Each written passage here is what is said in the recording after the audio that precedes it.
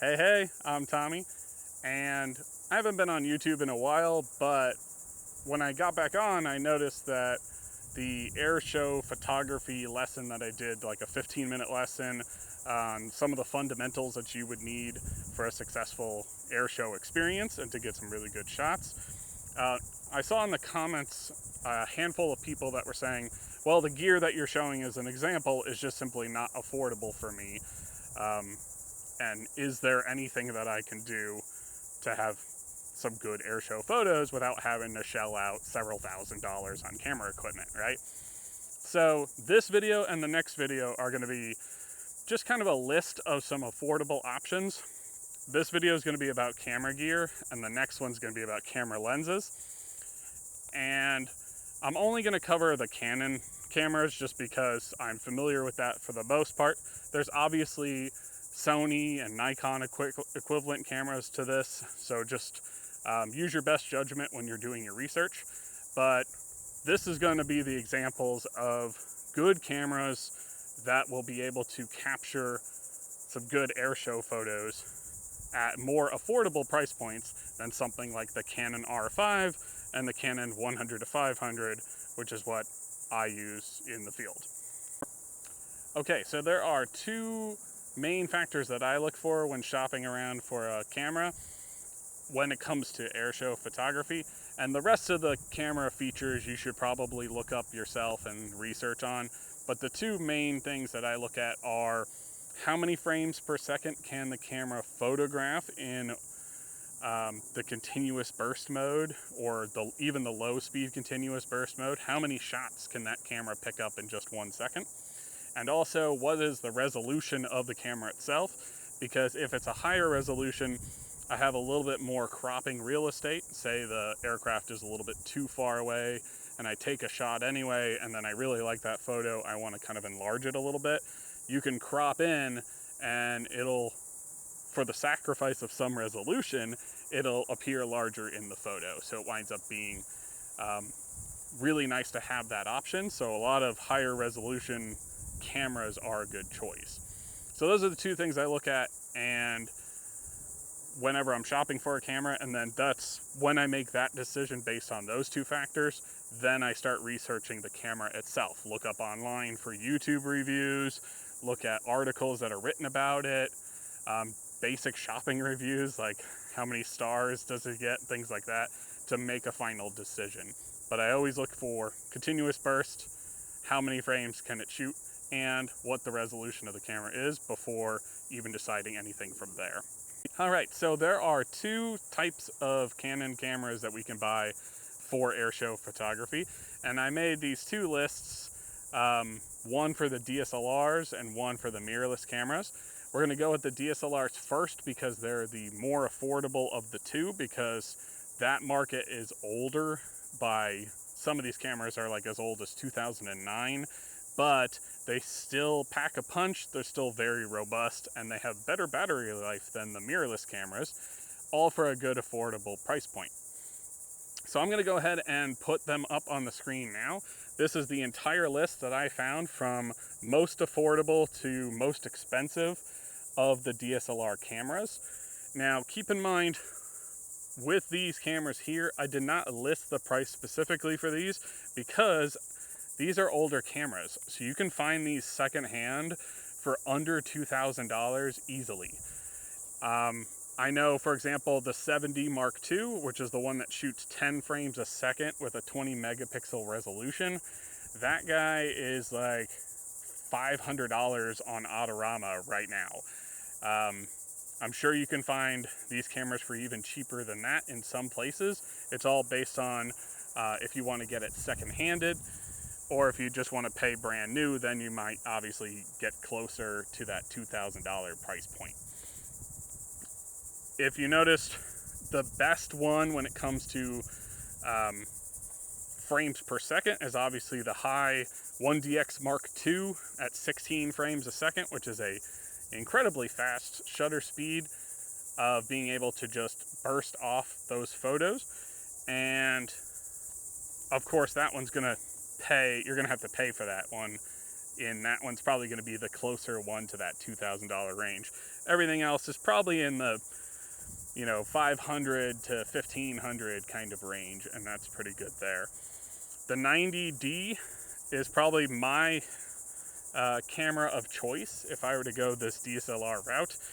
You have a 32 megapixel sensor, which gives you some beautiful cropping real estate, so that if you do happen to shoot that 11 frames a second and then suddenly you need to crop in on an aircraft that's just a little bit too far away in your frame, then you have that full freedom to do that with that guy. So I like to use, that would be my choice if I were to get a DSLR. Okay, so the next thing on the list is the mirrorless cameras. These bodies are good for airshow photography, specifically from the Canon RF mirrorless lineup.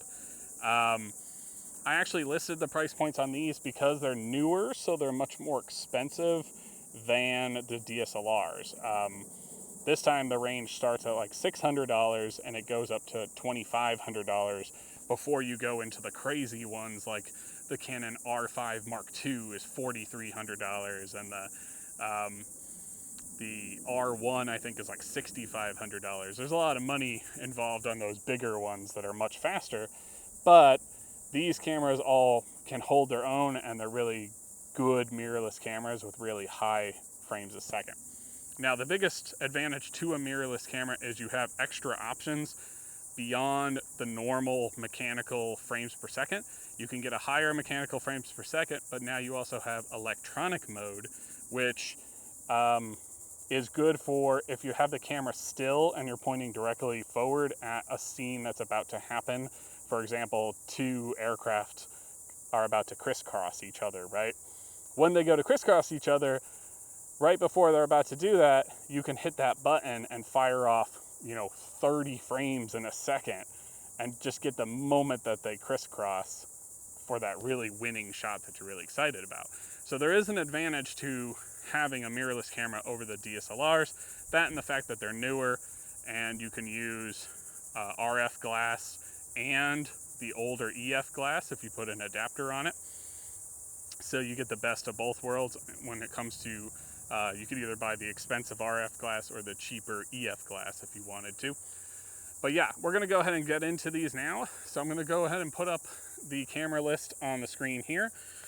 Now, this is the list with all its price points. The reason why I listed the price points here is because most of these are going to be a lot harder to buy secondhand. You're going to mostly have to buy these brand new. So you're basically looking at the MSRP value here on this list.